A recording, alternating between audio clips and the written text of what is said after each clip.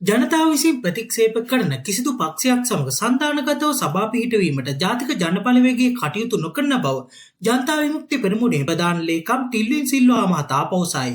අද පර්ති සාකච්ඡාවක් කැඳවමින් ඔහු වැඩිදුරටත් ප්‍රකාශ කළේ ස්වාධීනව තරඟ කර ජයග්‍රහණය කළ එක්වන්න කැමති නම් ඒ පිරිස් එක්කර ගනිමින් සභා පිහිටවීමට අපේක්ෂා කරන බවය. ජාතික ජනබලවේගයේ විශාල ආයතන සංඛ්‍යාවක බහුතර බලය ලබා ගන්න සමත් වෙලා තිබෙනවා.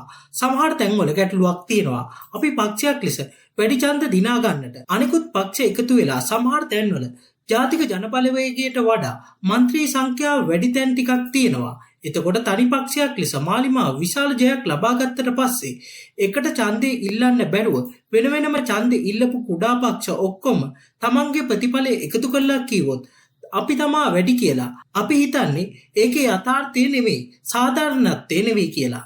අපි දැක්ක පසුගිය කාලේ මැතිවරණවල සමහරු අගෝස්තු මාසයේ ජනාධිපතිවරණයට කැඳවන්න හිටපු අය ඉන්නවා. නොවැම්බර් මාසයේ ජනාධිපති වෙන්න හිතන්න හිටිය අයත් හිටියා. මේ ප්‍රතිඵල එක්ක මම හිතන්නේ ඒ අයට ඒ හීන වලින් මිදෙන්න අවස්ථාව ලැබිලා තියෙනවා. කාටවත් සභාවක බලය ගන්න පුළුවන් තත්ත්වයක් හැදිලා නැහැ. සමහර අයට 1යි හම්බ වෙලා තියෙන්නේ. සමහර අයට 2යි හම්බ වෙලා තියෙන්නේ. සමහර අයට 3යි හම්බ වෙලා තියෙන්නේ. හැබැයි මේ 1 2 3 හම්බ වුණාම ඔක්කොම එකතු කරලා එක ගොඩක් හදාගෙන ඒකෙන් සභා පීඨවනවා කිව්වොත් එහෙම ඒක ප්‍රජාතන්ත්‍රවාදය නෙවෙයි. නීතියෙන් බාධාවක් නැති වුණාට ඒවා ජනතාව විසින් ප්‍රතික්ෂේප වුණු කණ්ඩායම් ගණිතමය ලෙස තමයි අපි මේ දිනුවා කියලා පෙන්වන්න හදන්නේ.